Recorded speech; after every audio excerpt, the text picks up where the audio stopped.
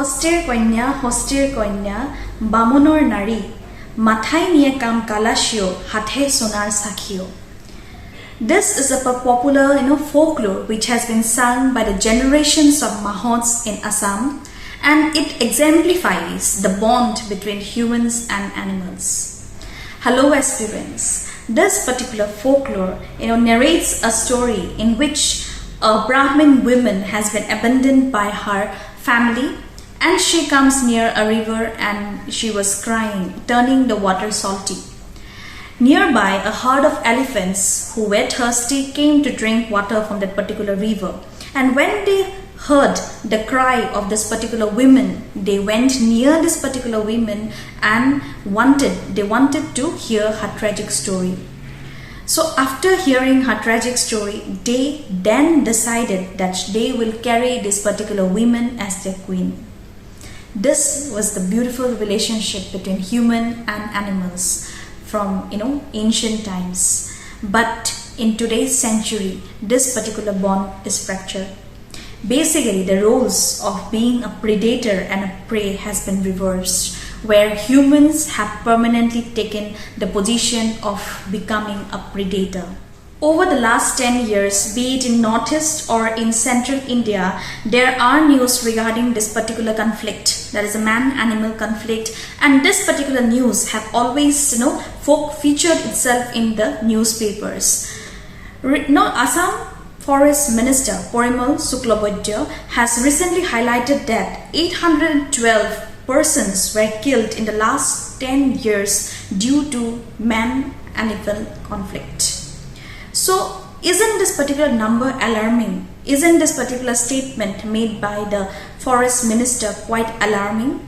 Earlier, Assam, or basically Northeast, used to host around 10,000 wild elephants. That number is huge because it is around 25% of the elephants in the entire world. But starting from the early 1950s, this number has been diminishing. This number has been minimalized, and the main reasons are humans are going and invading their habitats, or there are conflicts between these two species. Nevertheless, while man and elephant conflicts occupy the news, there are also other animals, big or small, with whom humans have conflict. For example, we can say there are animals like squirrels, monkeys, and different birds for whom different agricultural crops are destroyed, or basically the fruit and the fruit trees are being destroyed. There are also birds because they go and make their nest in unwanted places, and therefore the humans go and ultimately destroy their nest. This is also one type of man-animal conflict. But this conflict is not at all pleasing. Yes. Therefore, we should also know the main reasons behind this particular encounters. So, if we have to look into the main reasons why this particular thing is happening, then let me tell you some of the points which needs to be focused. For example, we can say that the first point is encroachment of human beings in wildlife habitats for residential and commercial purposes, increase of accidents due to expanding road networks and vehicular traffic. Some of the roads in fact even pass through protected areas, hence creating danger zones for the wild elephants or wild animals. Then land use transformations such as change from protected forest patches to agriculture and horticulture lands, thereby destroying the habitats of the wildlife. Then we can also blame tourism, because sometimes tourism is also practiced without proper guidelines. Then there are other reasons, for example, destruction of the food chain due to poaching, game hunting, etc., which drives the carnivores to indulge in cattle lifting. So we can say that there are huge number of reasons behind this particular collisions.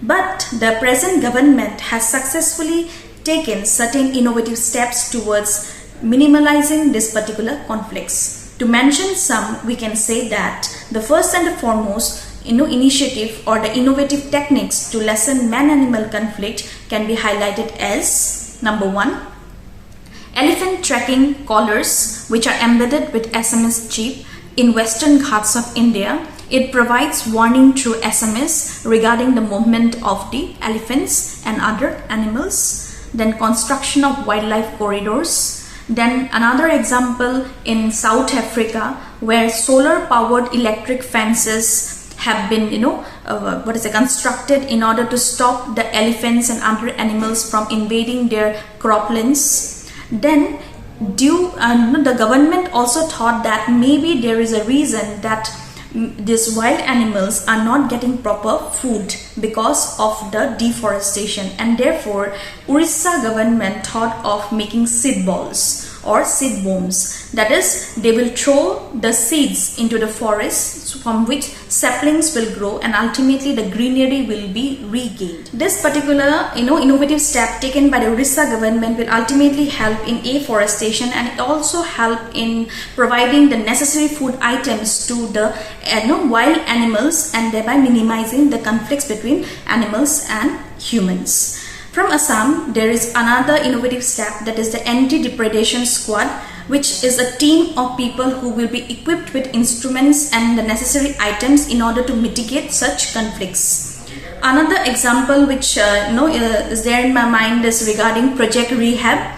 In this particular scheme or in this particular project, the government or the persons who are initiating this project, they are trying to put bee fences. That means there will be a fence which will be like the boundary of a particular area, and in the particular fence bee boxes will be kept, and because of this tiny bees, elephants will be separation will be created between the elephants and humans, and this will also minimize the conflicts.